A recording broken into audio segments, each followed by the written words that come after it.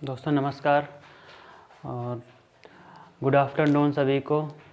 मैं जो है आज हमारी मैथ की क्लास रहेगी। पहला चैप्टर वास्तविक संख्याएं, और वास्तविक संख्याओं में जो भी बच्चे पढ़ रहे हैं हाई स्कूल में उन बच्चों के लिए विशेष क्लास है।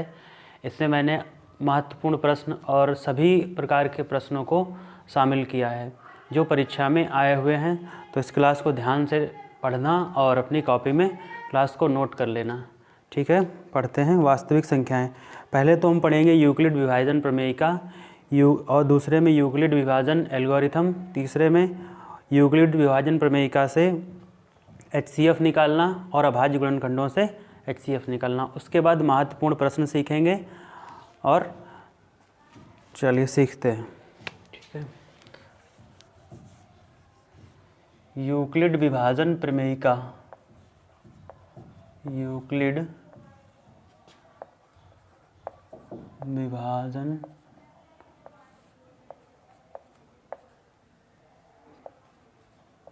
प्रमेयिका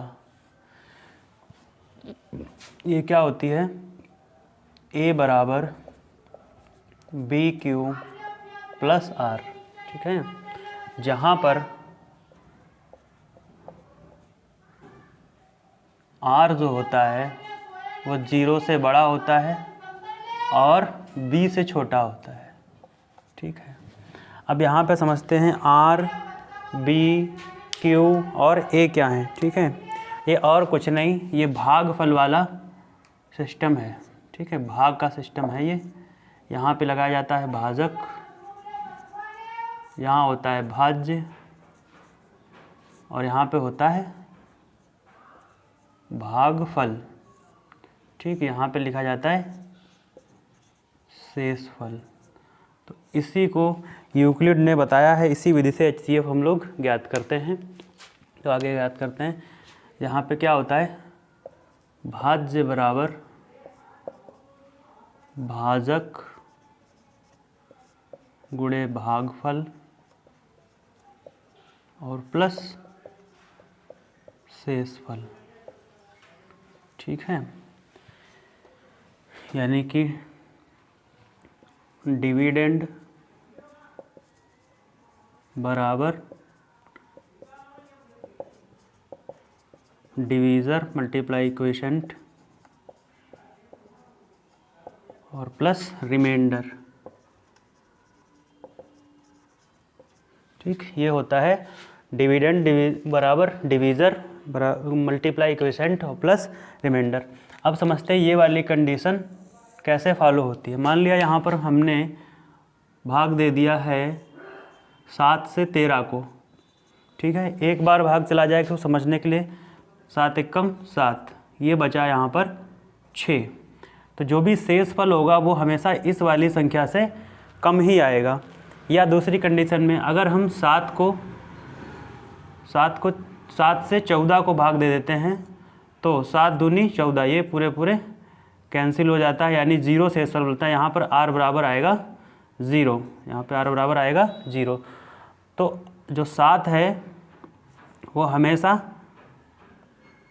यानी 6 से जो रिमाइंडर है उससे बड़ा रहेगा, और या तो R 0 के बराबर होगा या 0 से बड़ा होगा। ठीक, ये R जो है बड़े का निशान बना है, ये बराबर का निशान बना है, और 7 से हमेशा छोटा होगा। मतलब इस भाग में या इस भाग में 7 हमेशा जो है R से बड़ा होगा, और R जो होगा वो 0 होगा या तो 0 से बड़ा होगा, लेकिन 7 से बड़ा नहीं हो सकता है।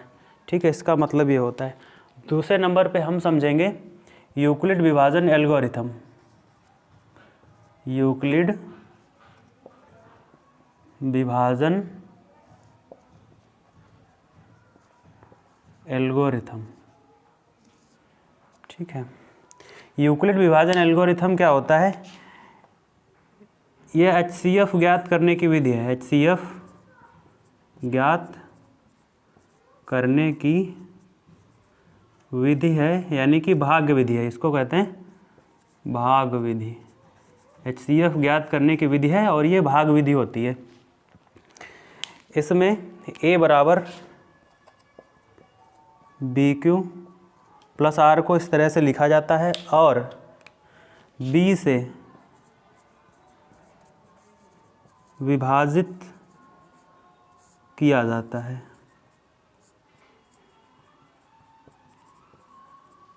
यदि r बराबर 0 आ जाए, मतलब अगर रिमाइंडर 0 आ जाए हो तो b ही HCF होता है, b ही HCF होता है। ठीक है, जैसे यहाँ पर हम लोग 130 और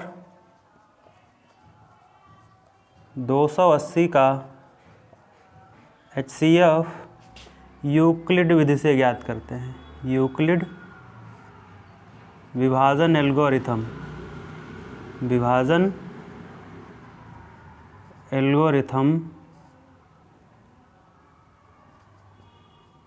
से ज्ञात करें। ठीक है, तो सबसे पहले यूक्लिड विभाजन एल्गोरिथम से ज्ञात करने के लिए यहाँ पे लिखेंगे a बराबर BQ प्लस R से। हम लोगों ने पहली यानी पिछली कक्षाओं में मासा निकालने की भाग विधि, HCF का मतलब होता है मासा, HCF का मतलब मासा, ठीक, महत्तम समापवर्तक निकालने की भाग विधि कैसे निकालते थे। ये है 130 छोटी संख्या है, 280 बड़ी संख्या है। इसको छोटी संख्या से हम लोग बड़ी संख्या को विभाजित कर देते थे। ठीक, कितनी बार चला जाएगा? 2 बार। 13 दूनी 26, 260, कितना बचेगा? 0, 2, 20 बचेगा।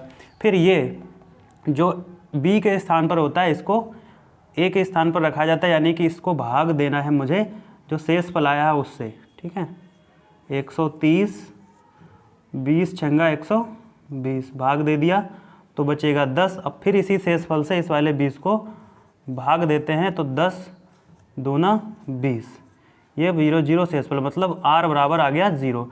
जब r बराबर 0 होता है तो ये वाली चीज़, इस चीज़ को हम लोग HCF कह देते हैं।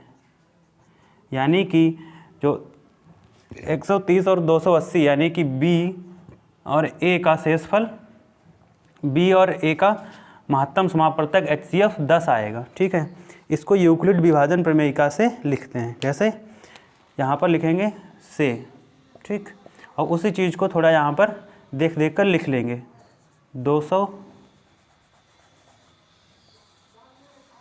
280 बराबर 130 गुणे 2 और प्लस 20।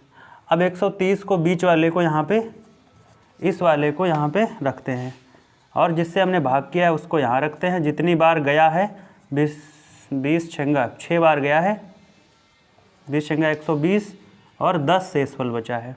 ठीक है, इसके बाद में 20 वाले को, इसको 20 को यहाँ रखेंगे और 10 से भाग देंगे। 10 से भाग देने पर 10 दूना 20 और रिमाइंडर आ गया 0। जहाँ पे r बराबर 0 आ जाता है वहाँ पर b यानी कि ये हमारा HCF होता है।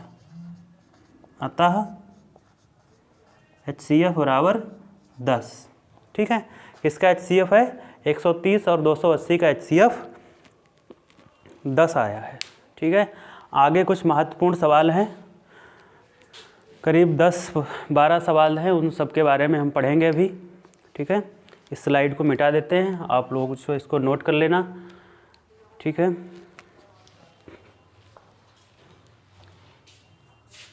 आते हैं अब कुछ महत्वपूर्ण प्रश्नों की ओर जो बोर्ड परीक्षा में पूछे जा रहे हैं और पढ़ते हैं उन सभी के बारे में। आप लोग जो है अपनी कॉपी में नोट कर लेना इसको और उसी तरीके से सवाल लगाना।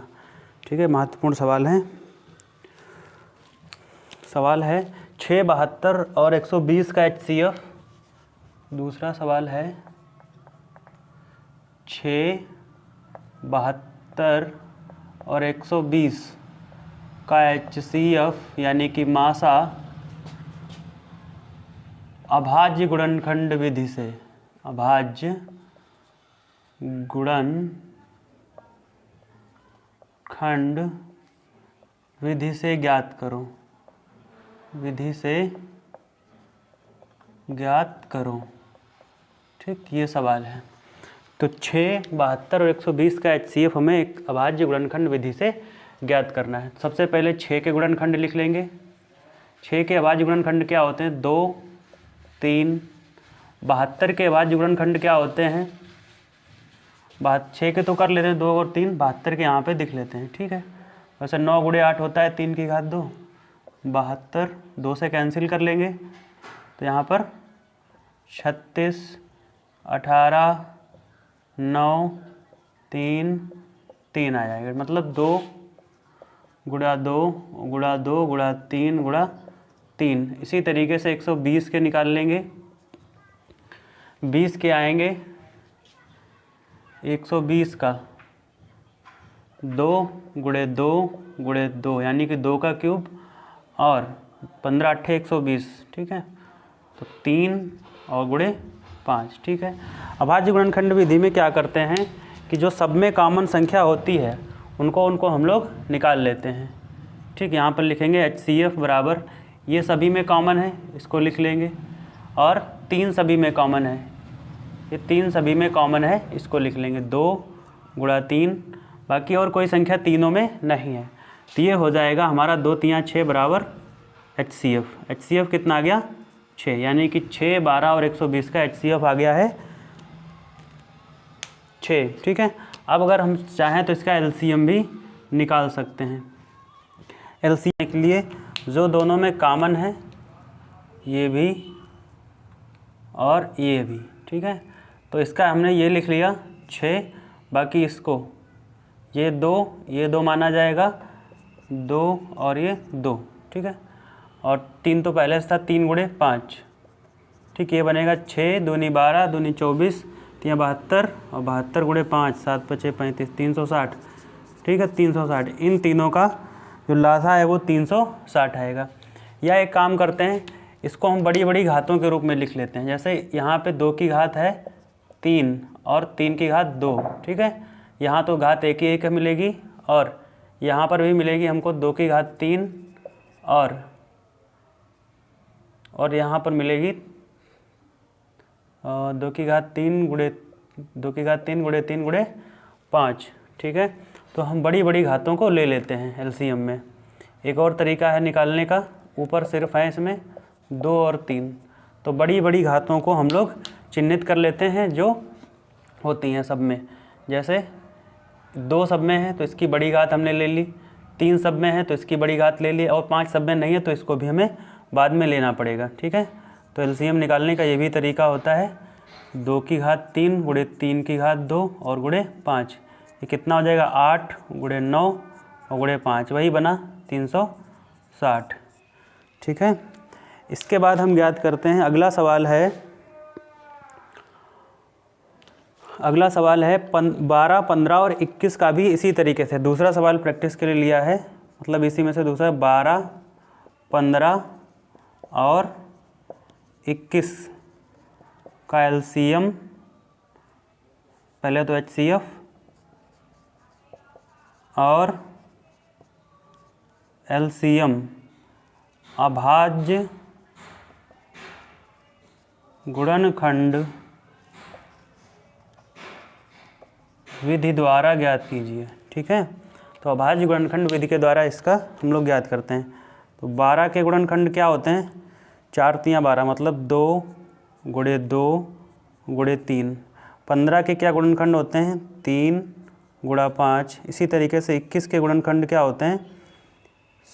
3 और × 7। तो इनका HCF तो निकल आएगा, HCF निकलेंगे कितना? जो सभी में कॉमन है उसी को लिख लेते हैं। जैसे ये 3 है, ठीक, ये 3 कॉमन है, यानी कि HCF इसका हो जाएगा सिर्फ 3, बाकी और कोई कॉमन नहीं है। LCM में क्या करते हैं? वही बड़ी बड़ी घातों के रूप में इसको लिख लेते हैं। 2² × 3, इसको लिखेंगे 3 × 5, इसको लिखेंगे 3 × 7। अब निकालेंगे इनका LCM। LCM में बड़ी घातों को पहले लिख लेते हैं, ठीक है। तो यहाँ पर इसका बड़ी घात है 2 की घात 2, ठीक। बाकी 3 सब में है तो 3 को भी लिख लेंगे एक बार, और 5 है और 7 है, तो इन सब का गुणा करेंगे, ये आएगा 2 दूनी 4, 3 12 पंचे 60, 6 सत्ते 42, ये आएगा 420। इसका एलसीएम आया है 420। तो सवाल को समझ चुके होंगे अभाज्य गुणनखंड विधि द्वारा कैसे सवाल लगाए जाते हैं। ठीक है, आगे सवाल समझेंगे अब। तो आगे सवाल दिया हुआ है a बराबर एक्स क्यूब वाई स्क्वायर और b बराबर है एक्स वाई क्यूब का तो a और b का एलसीएम और HCF ज्ञात करें। ठीक है, तो A और B का एलसीएम HCF क्या होता है, इनको ज्ञात करने का सीधा तरीका है। A के फैक्टर क्या होंगे, x multiply x multiply y multiply y। B के फैक्टर क्या है, x multiply y multiply y multiply y। तो इनका HCF क्या आ जाएगा, जो दोनों में कॉमन होता है वही HCF होता है। x है यहाँ पर और y है यहाँ पर, बस यही इसका HCF हो जाएगा, x और y। बाकी इसका LCM क्या होगा, बड़ी घातों को हम लोग लिख लेते हैं। बड़ी घातें क्या है, इसमें x है इसमें भी x है तो x क्यूब लिख लेंगे, और इसकी y की घात यहाँ पर बड़ी y क्यूब है तो y क्यूब लिख लेंगे। ठीक, सीधा साधा सवाल होता है, इम्पॉर्टेंट है, आप लोग ऐसे इसको कर लेना। ठीक, एलसीएम में छोटी घात और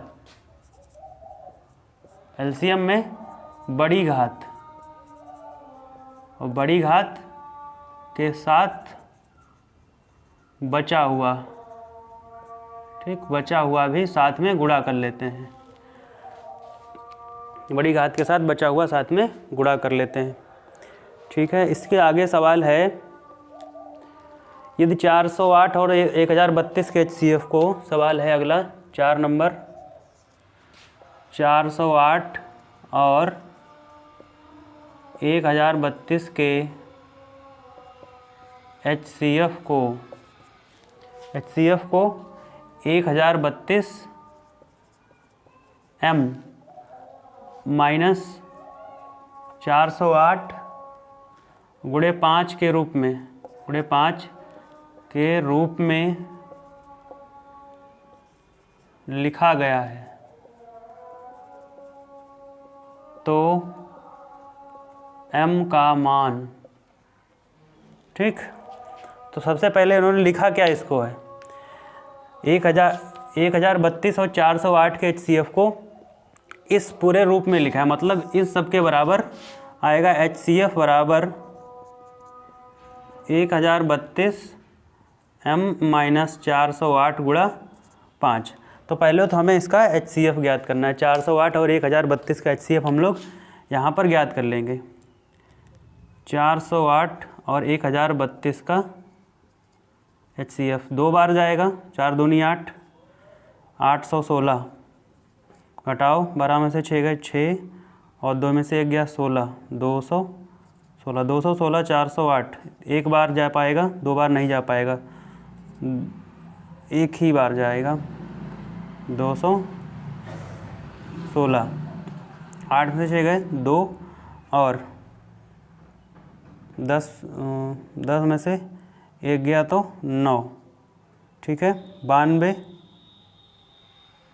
और यहाँ पे बचेगा 3 में से 2 गया 192। ठीक है, 192 को 216 से भाग करेंगे, 216 एक ही बार जा पाएगा 192, ये 6 में से 2 गए 4 और 11 में से 9 गए 24, यहाँ बचेंगे 24, 192, 24 क्यों भाग कर देंगे, 24 अट्ठे 24 चक्कू 96, 96 दूना 192, यानी कि 24 अट्ठे 192। ये पूरा हो गया कैंसिल, आर आ गया 0, यानी कि हमारा HCF क्या होगा 24। ठीक है, इस 24 को जैसे यहाँ रखेंगे आकर के, फिर उसके बाद हम लोग सॉल्व करेंगे। 1032 m माइनस 408 को 5 से गुणा कर दो, 5 अट्ठे 40, 5 चक्कू 20, कितना आ गया, 20 और 40 आ गया, मतलब 2040। 2040 को इधर ले आओ तो 24 प्लस 2040 1032 m। 2040 और 24 कितने हो गए, 2064 जोड़ने पर, और 1032 इधर गुणे में है तो इधर तरीके में भाग में आ जाएगा। ठीक, गुणा में जब चीज़ बाहर होती है, दूसरी तरफ होती है, तो अपने दाहिने तरफ या बाएं तरफ भाग में जाती है। ठीक है, 1032 दूना 2064, पूरा पूरा कैंसिल हो जाएगा, 1000 दूना 2002। तो m की वैल्यू कितनी आ गई है, 2 आ चुकी है। ठीक है, ये सवाल मतलब इम्पॉर्टेंट है। इसके अलावा ऐसा ही सवाल एग्ज़ाम में आने की पूरी संभावना है। तो ठीक है, आप अगला सवाल है कि 17 गुणे 5 गुणे 11 और गुणे 3 गुणे 2 और गुणे प्लस 2 गुणे 11 एक भाज्य संख्या है। तो ये भाज्य संख्या होती है, उसके कम से कम 3 गुणनखंड होते हैं, यही इसमें सिद्ध करना है। एक भाज्य संख्या के स्वयं व एक के अतिरिक्त गुणनखंड होते हैं। ठीक, स्वयं व एक के अतिरिक्त गुणनखंड होते हैं, बस यही बात है इसमें बतानी है। ठीक है, तो हम इसको सीधे सीधे लिख लेते हैं, फिर गुणा कर देंगे। 17 गुणे 5 गुणे 11 गुणा 3 गुणा 2 प्लस 2 गुणा 11, गुणा करते हैं। 17 गुणे 5 है कि 17 गुणे 15 है, 17 गुणे 5 ही है। तो 17, 11 पचे 55, 55 गुणे 6, 17 गुणे 55 और 3 दूनी 6 और प्लस 11 दूनी 22, गुणा करते हैं ज़रा। 55 और 6, 6 पंचे 30, 6 पंचे 30, 3 33 और गुणे 17 और प्लस 22, तो 17 0 0, 17 तियाँ 51 का 1, 17 तियाँ 51 और 5 56 और ये है 22, कितना हो जाएगा 5632। ठीक, ये एक संख्या बनी है इस संख्या से। इस संख्या के कई सारे गुणनखंड हो जाएंगे। जैसे हम अगर यहाँ गुणनखंड करना चाहें 56 32 के, तो ऐसे कर लेंगे, 2 से कैंसिल हो जाएगा। ठीक है, 2 दूनी 4। ठीक है, इसको 56 28 16, फिर 2 से गुणा कर 2 से भाग करेंगे इसको तो आएगा 14 08, फिर 2 से भाग करेंगे तो आ जाएगा 704, फिर 2 से गुणा करेंगे तो ऐसे इससे गुणनखंड होते जाएंगे। 704 के बाद आएगा इसका गुणनखंड 2 तियाँ 6, 2 पंचे 10, 352 और इसी तरीके से इसके गुणनखंड आते रहेंगे। ठीक है, लिखना 56 32 के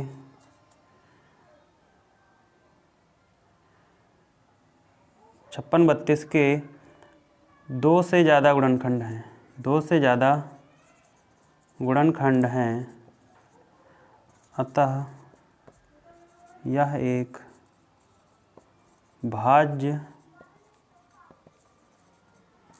संख्या है। ठीक, अतः 56 32 या एक भाज्य संख्या है, वो इसी से ये संख्या प्राप्त हुई है। ठीक है, और इसके बाद है सवाल, चलो इधर लगा लेते हैं, बार बार इरेज करना पड़ता है, इधर सवाल लगा लेते हैं। सिद्ध करो कि किसी धनात्मक पूर्णांक का वर्ग m के लिए, किसी धनात्मक पूर्णांक का वर्ग, धनात्मक पूर्णांक का वर्ग, किसी धनात्मक पूर्णांक का सवाल स्लाइड पे लिखा हुआ है, आप लोग देख लेना। ठीक, किसी पूर्णांक m के लिए 3m या 3m + 1 के रूप का होगा। ठीक, m के लिए 3m या 3m + 1 के रूप का होगा। ठीक है, ये सवाल है। तो हमसे कहा गया है किसी धनात्मक पूर्णांक का वर्ग, ठीक है, उसका वर्ग m के लिए 3m + 3 और कॉमा 3m+1 के रूप का होगा। तो हम लिख लेते हैं माना धनात्मक पूर्णांक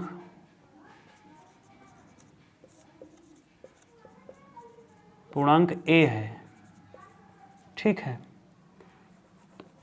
माना धनात्मक पूर्णांक a है, तब a बराबर BQ + R से, जहाँ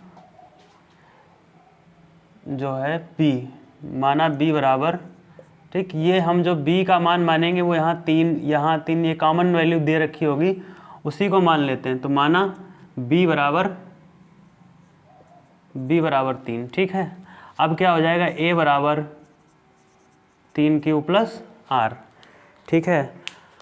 क्योंकि यहाँ पे वर्ग दिया है तो हमें इसका वर्ग करना है। पहली स्थिति के लिए 3m लाने के लिए हम क्या करेंगे, पहली 3m के लिए या पहली स्थिति के लिए r बराबर 0, ठीक है, लेने पर r बराबर 0 लेने पर ले लिया। a बराबर 3Q + 0। अब 0 हटा देंगे, यानी कि 0 जुड़ने का कोई मतलब नहीं होता, इसलिए हटा देंगे। अब कर देंगे दोनों पक्षों का वर्ग, यहाँ पे लिख देंगे वर्ग करने पर, ठीक है। तो a² बराबर 9Q²। अब इसको हमें दिखाना है 3m के रूप को। हमें क्या दिखाना है, a² बराबर 3m में दिखाना है, ठीक। यहाँ पे q आ रहा है तो हम क्या करेंगे, a² बराबर, इसमें से 3 कॉमन ले लेंगे और 3Q² लिख देंगे।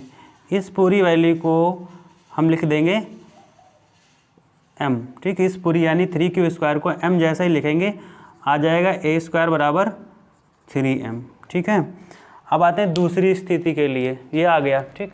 अब आते हैं 3m+1 के लिए r बराबर 1 ले लेंगे, ठीक। तो a बराबर क्या हो जाएगा, a बराबर b की वैल्यू कितनी है 3, b की वैल्यू कितनी है 3Q + 1, ठीक है। अब इसका वर्ग कर देंगे, वर्ग करने पर क्या मिलेगा, a² बराबर 3Q + 1 का होल स्क्वायर, इसका स्क्वायर खुलेगा 9Q² + 1 का स्क्वायर + 2 3Q × 1, यानी कि फार्मूला इसका होता है a² + b² + 2ab बराबर a + b का होल स्क्वायर होता है। अब हम थोड़ा इसको 3m+2 के हमको लाना है क्या, a² बराबर 3m+1 के रूप का लाना है। तो हम इसको इस रूप में मॉडिफाई करेंगे, मतलब ऐसा बना लेंगे। ऐसा बनाने के लिए हम q वाली वैल्यू आगे लाएंगे और 1 को पीछे लिख देंगे। 9Q² + 2 3 6Q और +1, इन दोनों में आगे कॉमन ले लेंगे 3, क्या बचेगा 3Q² और प्लस 2Q, क्या बचेगा 2Q + 1। जो 3Q² + 2Q है, इस पूरी वैल्यू को हम लोग लिख लेंगे m, और हमारा a² जो है वो आ जाएगा 3m+1 के रूप का, ठीक है। ये दोनों ये सवाल समझ में आया, ठीक। ये सवाल इम्पोर्टेंट है, आ सकता है करीब 4 नंबर में आएगा, सवाल आएगा। तो ये कि इस किसी धनात्मक पूर्णांक का वर्ग m के लिए 3m या 3m+1 के रूप का हो सकता है, तो हमने सिद्ध कर दिया है ये। चलिए आगे भी सवाल हैं, ठीक है। आपके सामने सवाल 2 स्लाइड पे लगे हुए हैं। किसी विषम धनात्मक पूर्णांक का वर्ग 6Q या 6Q + 3 के रूप का हो सकता है। दूसरा सवाल है, एक धनात्मक पूर्णांक का घन 9m 9m+1 और 9m+ के रूप का हो 9m+8 के रूप का हो सकता है। चलिए इन दोनों सवालों को समझते हैं फटाफट, ठीक है। यहाँ पे क्या दिया है, विषम धनात्मक पूर्णांक। तो विषम धनात्मक पूर्णांक क्या होते हैं, विषम संख्याएं होती हैं, वही विषम धनात्मक पूर्णांक होती हैं। 1 3 5 7 ये सभी होती हैं विषम धनात्मक पूर्णांक। तो हमने मान लिया a बराबर BQ + R से, ठीक है।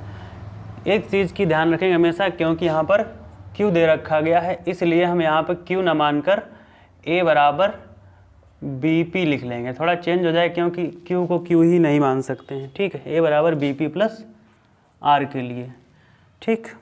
ये बात, जहाँ जहाँ पर ये b बराबर है वो 6 है, ठीक। और माना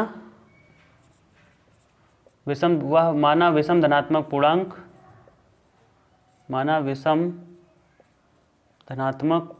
यही वाला विषम धनात्मक पूर्णांक, इसी का वर्ग करेंगे। धनात्मक पूर्णांक a है, ठीक है। इसके लिए चलिए लगाते हैं।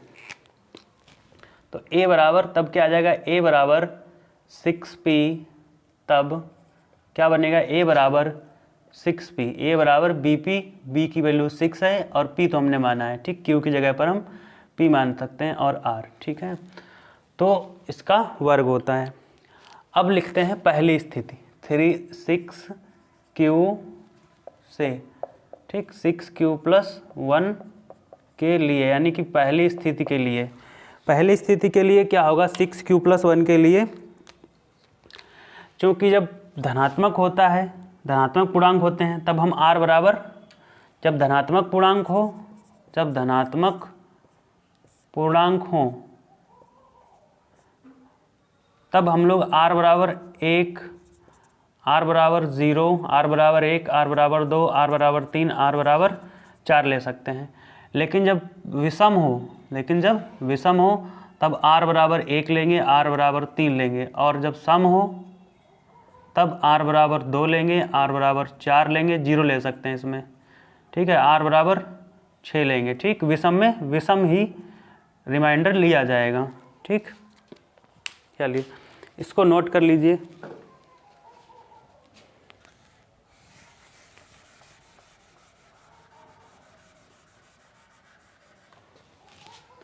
चलिए यहाँ देखते हैं 6q + 1 के लिए। 6q + 1 के लिए r बराबर 1 लेने पर क्या मिलेगा हमको कि a बराबर 6p और +1, ठीक है।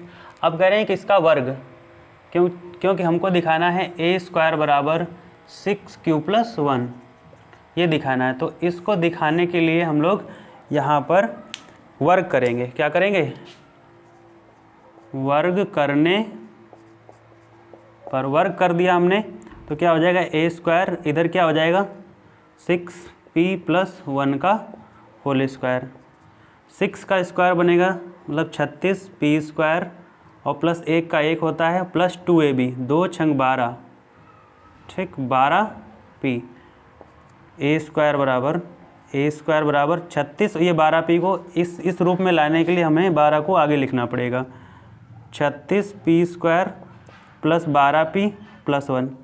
देखो यहाँ पे 6 आ रहा है, हमको भी यहाँ पर 6 बना लेना है। 6 कॉमन लेंगे, बाकी सबको ब्रैकेट में डाल देंगे और इस ब्रैकेट में डाल के बाकी की सबकी वैल्यू q लिख देंगे, ठीक।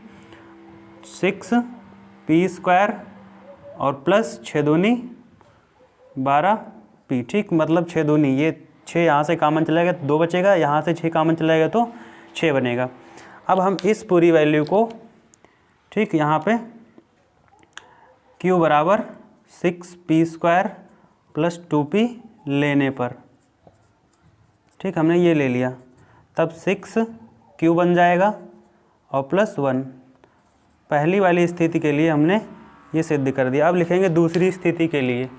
इसके लिए 6q + 3 के लिए वही लिखेंगे, ठीक है।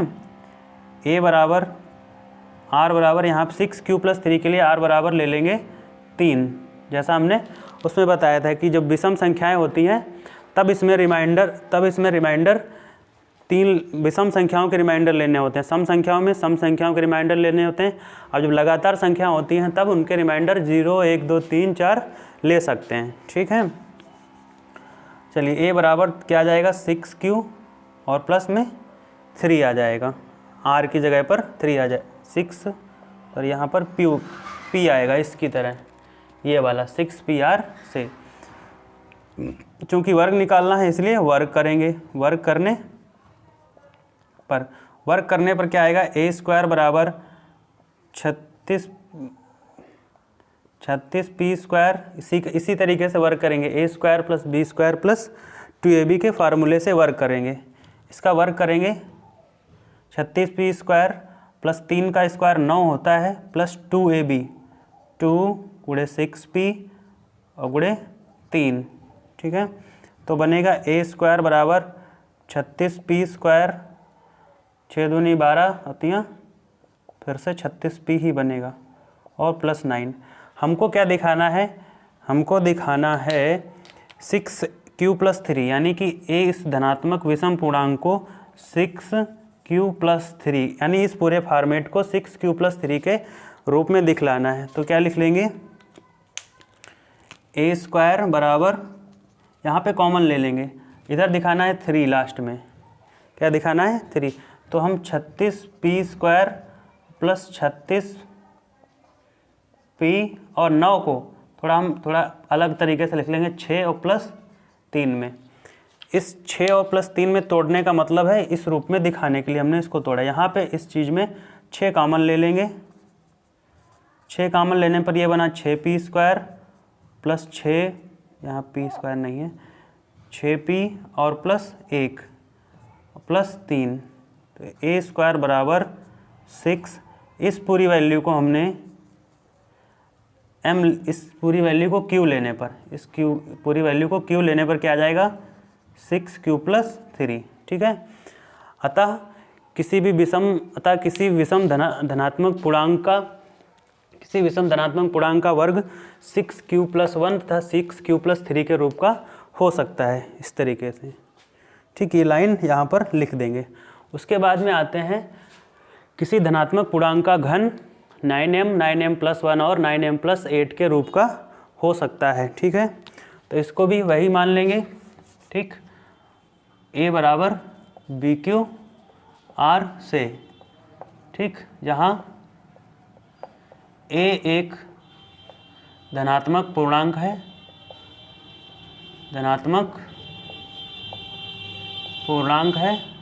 और b बराबर 9 है, b बराबर 9 लेने पर, ठीक है।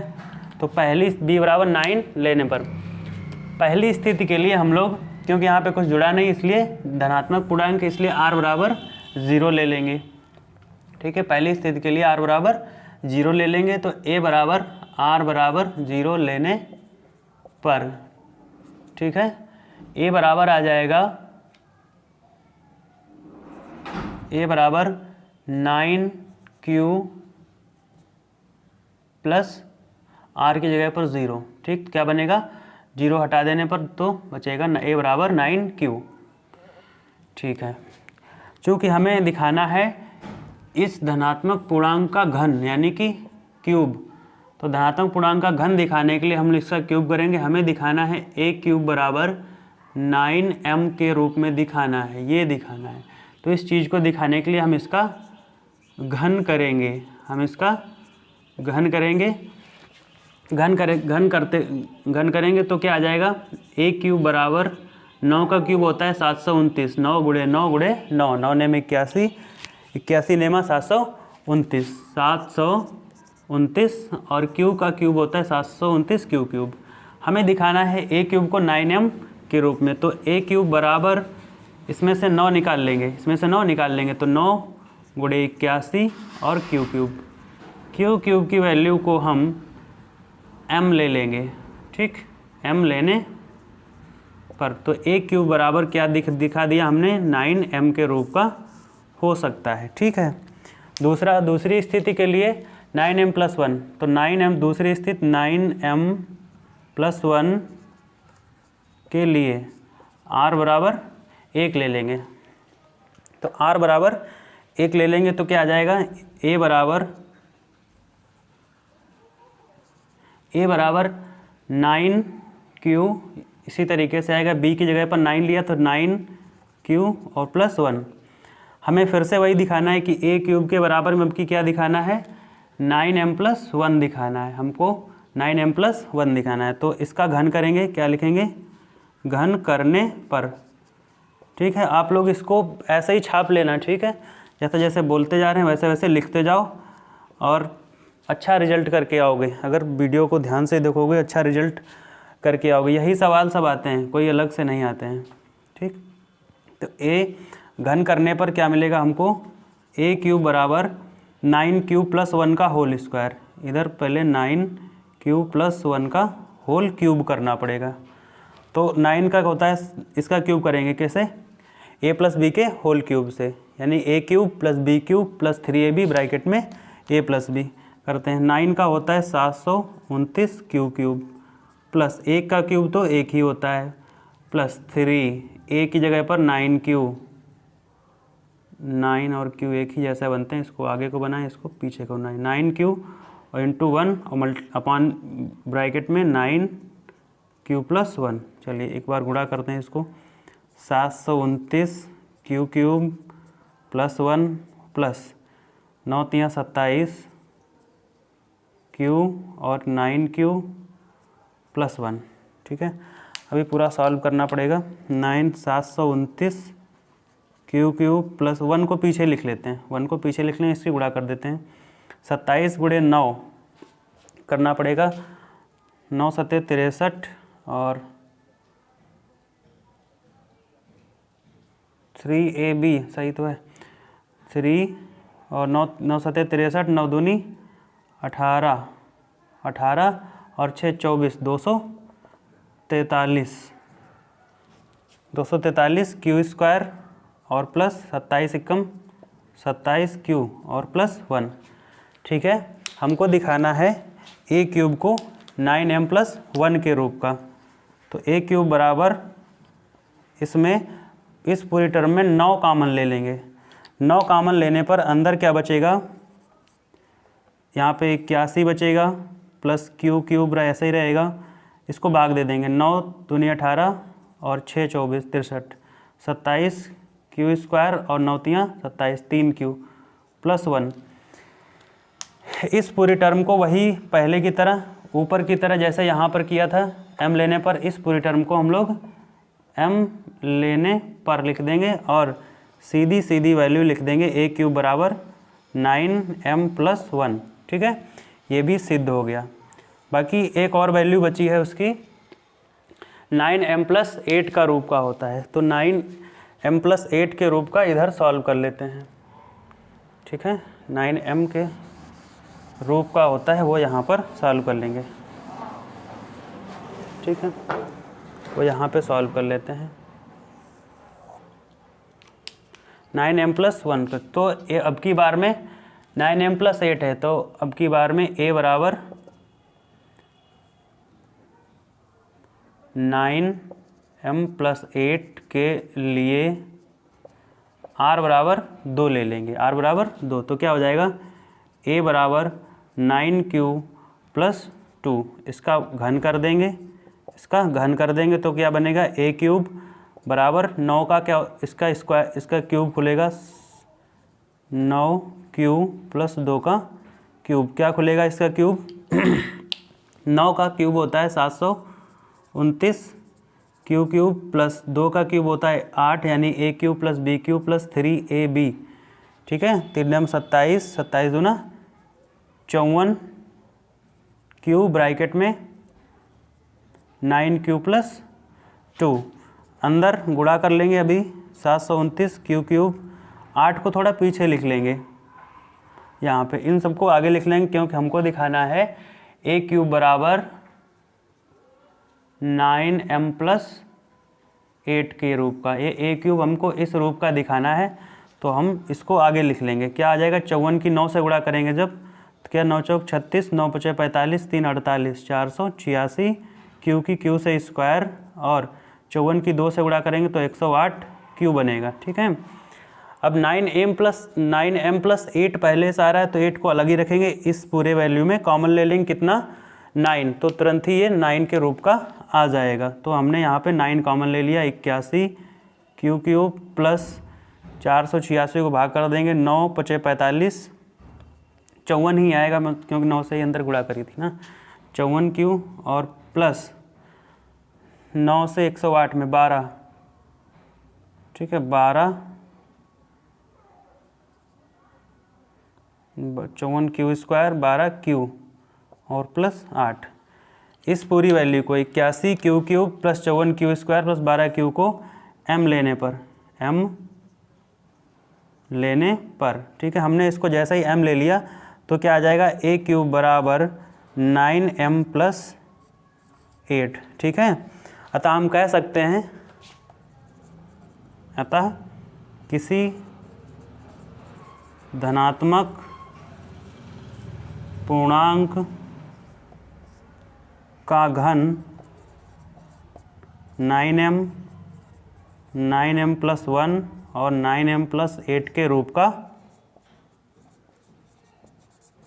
हो सकता है,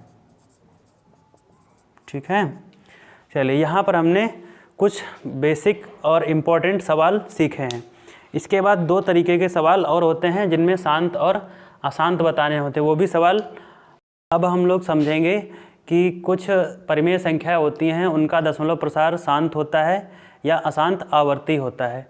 किस तरीके से समझते हैं, देखो, अगर किसी संख्या के हर में, यहाँ किसी संख्या के हर में, ठीक है, 3 और 7 मिल जाए, अगर किसी संख्या के हर में 3 और 7 मिले तो वो अशांत आवर्ती होगी, ठीक। एक बात, ठीक, 3 और 7 मिल जाए अशांत आवर्ती है। बस एक और क्या मिल जाए, 2 और 5 मिले, ठीक है, ये ना मिले, 3 और 7 ना मिले तो शांत हो जाएगा। 2 और 5 के रूप का हो, 5 के रूप का हो तो शांत, ठीक है।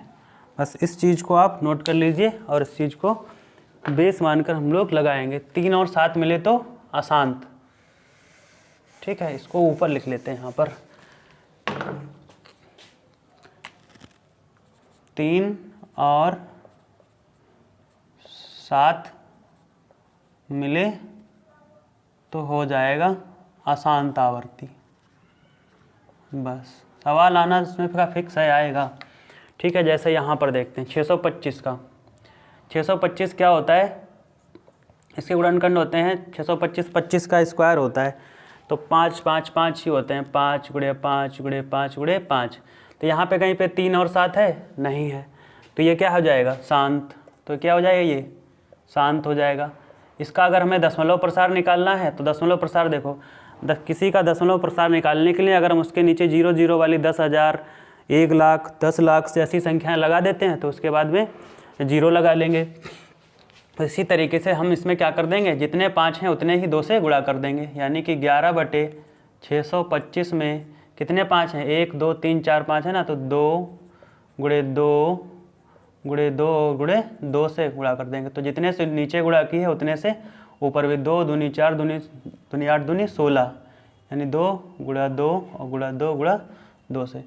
तो ये कितना हो जाएगा, 625, यानी कि 5 गुणा 2 10, ऐसा ही 10 गुणा 10 और गुणा 10 और गुणा 10, यानी कि हो जाएगा 10,000। कितना हो जाएगा, 10,000, ठीक। एक के पीछे 4 0 और ऊपर बन जाएगा 2 दूनी 4 दूनी 8 दूनी 16, 16 गुणे 11 का मतलब है 16 एकम 16 और 16 एकम 16 और 1 17, 176, यानी इसका दशमलव प्रसार आ जाएगा 6 7 1, 1 2 3 4 के बाद 1 2 3 4 के बाद ये इसका दशमलव प्रसार आ गया। इसको 0.0176 लिख लेंगे, ठीक। इस तरीके से इसका दशमलव प्रसार निकाल लेंगे। देखो 90 में क्या होगा, 9 गुणे 10, यानी कि 3 गुणे 3 और गुणे 2 गुणे 5। यहाँ पे जैसा ही हमने 3 देख लिया तो हम तुरंत लिख लेंगे क्या, अशांत आवर्ती, ठीक है। इसमें कुछ कहने की बात थी, जैसे ही 3 और 3 आ गया अशांत आवर्ती। अब हमें इसका दशमलव प्रसार देखना है तो भाग करना होगा 90 से 17 को और आता जाएगा उसके बाद में ये, ठीक है। 15/7, यहाँ पे 7 मिल गया, ये भी अशांत आवर्ती, अशांत आवर्ती, ठीक। यहाँ पे बटे में 7 मिल गया, यानी हर में 7 मिल गया तो हो जाएगा अशांत आवर्ती। यहाँ देखो, यहाँ नीचे क्या लिखा, 2 की घात 3 5 की घात 2, यानी कि सिर्फ 2 और 5 ही हैं, इसलिए ये क्या हो जाएगा, शांत हो जाएगा, ठीक। अब इसका दशमलव प्रसार देखते हैं, 29/2 का क्यूब दिया है, 2 का क्यूब दिया है, गुणा में 5 की घात 2 दिया है। तो कमी किसकी है? 1 5 नहीं है, ठीक। यहाँ 25 है, यहाँ पर 8 है, तो ऊपर 5 1 लगा लेंगे, नीचे भी 1 5 लगा लेंगे। ये कितना बन जाएगा? 2 की घात 3 और 5 की घात 3 यानी कि 10 की घात 3 यानी कि 1000। ऊपर बन जाएगा 29 गुणे 5 145। इसका दशमलव प्रसार आया है 5 4 1 यानी 3 के बाद लग जाएगा, तो ये इसका दशमलव प्रसार आ गया। 32/385। 385 5 से कैंसिल होगा। देखो 385 के कितने होंगे, पहले इसका वो कर लेते हैं। 385 किससे कैंसिल होगा? 2 से तो होगा नहीं, 3 से। 3 से होगा, 8 3 11 और 5 16। 3 से भी नहीं होगा, 5 से कैंसिल हो जाएगा। तो 5 से होने पर 5 सतह 35 और 3 38, 5 सतह 35। फिर 7 से होगा 11, फिर ये 11 होगा, ठीक। जब 7 और 11, ठीक, 3 7 और 11 मिल जाएं, ठीक, तब भी ये क्या हो जाएगा? अशांत हो जाएगा। ये भी क्या हो जाएगा? अशांत, ठीक, आवर्ती। ये भी होगा अशांत आवर्ती। अब आते हैं 17/8 पर। 17/8 जो है, अब इसके बटे में ना तो 3 है, ना ही 7 है, ना 11 है, यानी कि कोई अभाज्य संख्या नहीं है, ठीक। तो ये क्या हो जाएगा? शांत, ठीक है। इसका दशमलव प्रसार देख लेंगे। 17/8, 8 कितना होता है? 2 गुणा 2 गुणा 2। अब ज़रूरत किसकी है? जोड़ा 5 दूना 10 बनाने की। बस 5 से नीचे गुणा करेंगे, 5 से ऊपर गुणा करेंगे। 5 से मतलब जितनी बार नीचे 5 से गुणा उतनी बार ऊपर से गुणा। 5 गुणा 5, यहाँ पर भी 5, यहाँ पर भी 5, कितना हो जाएगा? 17 गुणे 125 और नीचे बन जाएगा 1000। नीचे कितना बन जाएगा? 17 गुणे 25 गुणा 125। चलो गुणा कर देते हैं इसको। 17 × 5 = 85 के 5, 17 दूनी 34 और 34 और 8 42 और 17 एकम 17 और 4 21, ठीक है। बटे में 1000। इसका दशमलव प्रसार आएगा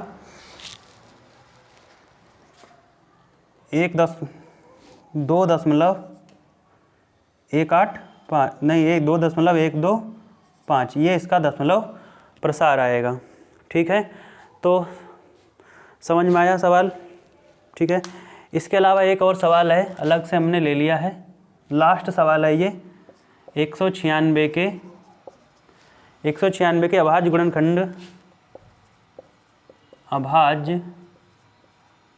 गुणनखंड की घातों का योगफल बताओ, ठीक है। क्या होगा? तो 196 का अभाज्य गुणनखंड क्या होगा? 196 होता है 14 का स्क्वायर, मतलब 7 गुणे 2, ठीक है। ये होगा यहाँ पे 196 को ऐसे लिख लेंगे। कितना आएगा? 2 9 18 और 2 8 16, फिर 49। 7 से ही कैंसिल होता है, 7 एकम 7 यानी कि 2 की घात 2 और 7 की घात 2। तो अभाज्य गुणनखंड है 2 और 7, इनकी घातों का योगफल कितना होगा? घातों का योग होगा 2 + 2 यानी कि 4। तो यहाँ पर हमने यूक्लिड विभाजन प्रमेयिका और कुछ महत्वपूर्ण सवाल शांत और अशांत आवर्ती दशमलव के बारे में पढ़ा है, ठीक है। वीडियो अच्छी लगी हो लाइक करना और चैनल को सब्सक्राइब कर लेना। आगे आने वाली वीडियो जो होगी वो हम सिद्ध करेंगे अपरिमेय संख्याओं में, ठीक है। √3 एक अपरिमेय संख्या, ये सिद्ध करो। तो जितने भी सवाल बन सकते हैं हम उन सभी को करेंगे, ठीक है। थैंक यू सभी को, नमस्ते।